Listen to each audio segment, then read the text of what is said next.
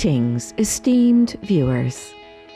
2011 has been a remarkable year of progress in many realms, including peace and human rights, humanitarian endeavors, animal protection, environmental preservation, government development, and noble deeds.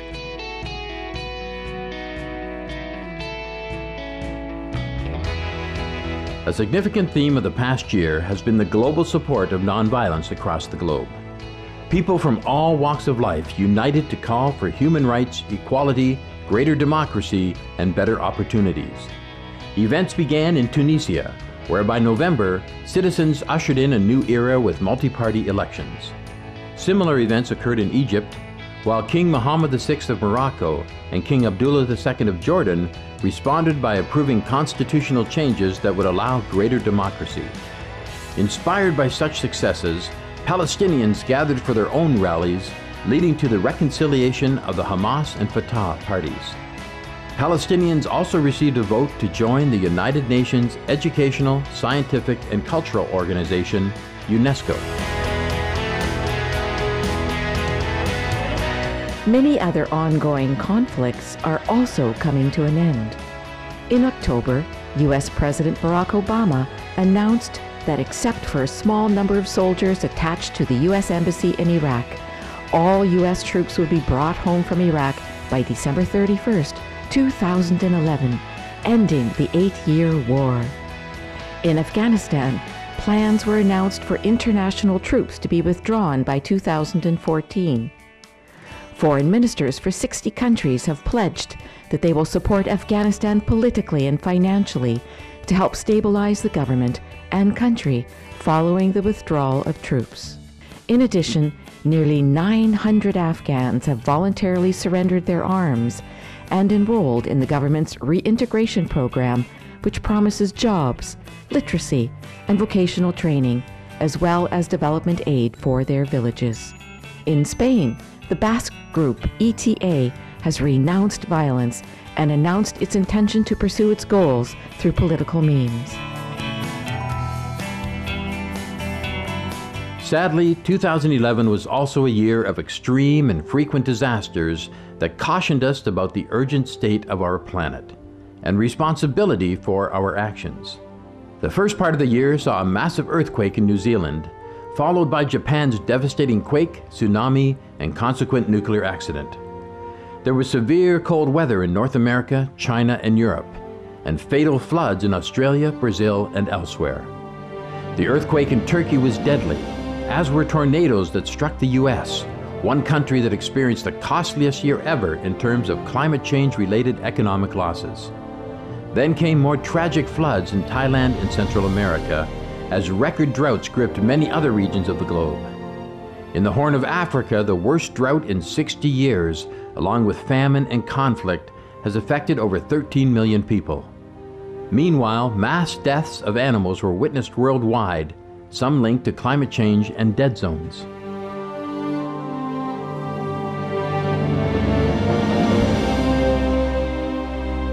At the same time, efforts have continued toward addressing grave environmental threats. The United Nations Climate Change Conference, COP17, concluded in Durban, South Africa earlier in December, with steps forward towards a binding agreement for governments to reduce greenhouse gas emissions. With climate change occurring so rapidly, however, scientists have warned anew that stronger, more immediate action is needed. In light of the urgency, the UN Environment Programme and the World Meteorological Organization released research on the benefits of reducing short-lived climate forcers, methane, ozone, and black carbon, as the fastest way to reverse climate change. Then, the World Preservation Foundation followed up on that research with a report identifying the livestock industry as the largest major source of each of these short-lived climate forcers, while also highlighting that a vegan diet is the most effective way to reduce the cost of climate change mitigation.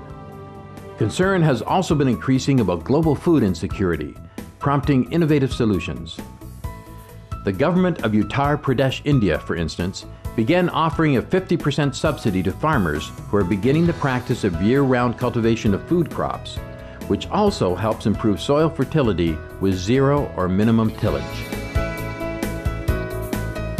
In drought-afflicted East Africa, the Kenyan Agriculture Ministry and the World Food Program have launched a successful program to help people survive by turning traditional pastoralists into crop farmers. New York-based Bright Farms is plans to build and run rooftop hydroponic greenhouses for 10 supermarket franchises. This would provide fresh produce at lower costs, saving water and emitting less greenhouse gas emissions.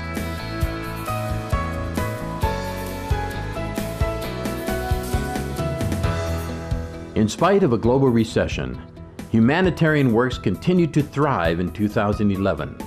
The following are just a few examples. Many small and developing nations reached out to those in need, including Papua New Guinea, which pledged $3.7 million to assist those affected by the Queensland floods in Australia. Sudan donated over 5,000 tons of sorghum grain to provide sustenance to the Ethiopian people. With a $12 million donation from China, a modern new hospital has been built in Parakou, Benin.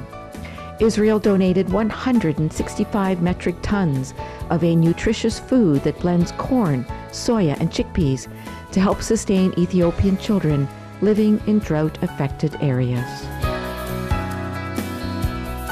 Despite undergoing severe disasters earlier this year, Japan has continued to donate generously to countries in need across the globe, including more than $24 million given to Tanzania to construct a bridge to facilitate regional trade. Oscar-winning Hollywood actor Sean Penn announced this year his lifelong commitment to help the people of Haiti, where his JR Haitian Relief Organization continues to provide longer-term health and housing solutions. It was also inspiring to witness the many ways in which governments work to improve the lives of their nations.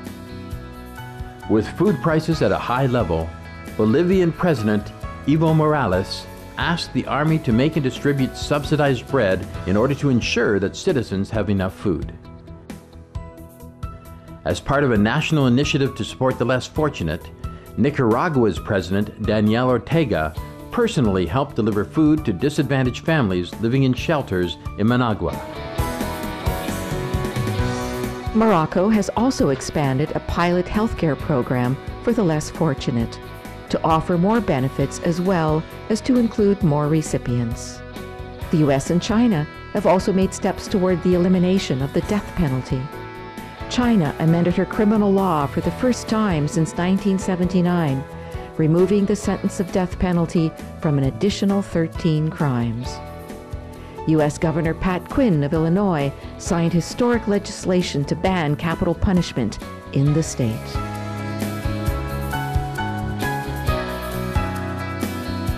Meanwhile, governments, people, and businesses across the globe have been increasing their efforts for our animal co-inhabitants. The city of West Hollywood in California, USA, became the first in the country to ban the sale of fur within the city. In Bangladesh, the government joined with the World Society for the Protection of Animals to humanely vaccinate rather than kill stray dogs in order to prevent the spread of rabies. Developer company Macerich announced that it will no longer lease locations in its 70 U.S. shopping malls to businesses that sell live animals and will instead offer the spaces for the adoption of rescued pets. Chile and Australia each passed laws making it illegal to kill, injure, conduct invasive research on, or in any other way interfere with whales and other cetaceans in their nation's waters. The Abu Dhabi government in the United Arab Emirates also set up the Abu Dhabi Animal Shelter, which helps rehabilitate homeless animals in its no-kill shelter and finds loving families to adopt them. Swedish automaker Volvo developed a system that can sense animal movement on the road and brake to avoid a collision.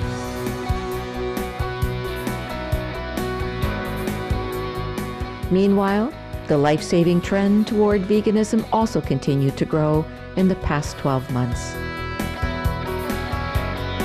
For example, Glognitz, Austria, joined other cities in establishing a weekly Veggie Day. The U.S. Departments of Agriculture and Health and Human Services published new dietary guidelines which highlight nutritional advantages of plant-based diets while helping to reduce causes of premature death. Whole Foods Market, the largest national food chain in the world, has been expanding its health campaign, emphasizing plant-strong eating to all stores across the United States. New veg-promoting films, Forks Over Knives and Vegucated, gained widespread interest, inspiring viewers, including celebrities such as British artist Russell Brand, to change their diets. At the moment, as the current research has indicated, the vegan diet is the most timely and effective action we can take to save the Earth. During a July 2nd video conference in the United States, Supreme Master Ching Hai revealed the hope-bringing news that there are about 2.5 billion vegetarians, vegans, and breatharians worldwide. In April, Supreme Master Ching Hai also called upon the world's people to pray and meditate for world vegan, world peace. The collective positive energy of this unified effort may indeed have led to many of the heartening events of 2011. As we bid farewell to 2011, we look forward to a safer, more auspicious and peaceful 2012.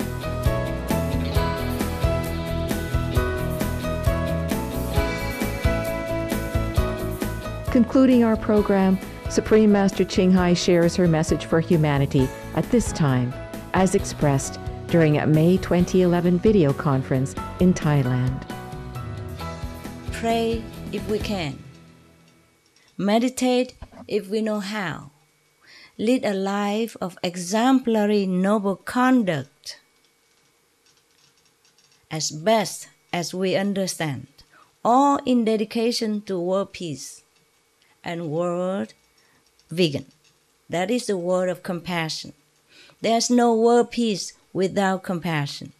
There's no world peace without loving kindness among all inhabitants, including animals. We should live in peace with all creation. Start with a loving way of life, a vegan diet, or even breatharian diet, but at least vegan diet, the non-violent way of life. Let peace and love begin with us, with our individual self, with our family, with our friends. Begin on our plate, on our table. The world peace will come true then. We extend our sincere thanks to the governments, organizations, and individuals who are working to develop our world. Our appreciation, Supreme Master Ching Hai, for your constant encouragement and wide range of endeavors, spiritual and material, for a better tomorrow. We join in prayers that our earth will soon become a place of peace, respect, and harmony for all. Thank you, cherished viewers, for your time with us today. Please stay tuned to Supreme Master Television for words of wisdom up next after noteworthy news. May heaven bless our world and its precious inhabitants in the new year. For more details, please visit www.suprememastertv.com/EE.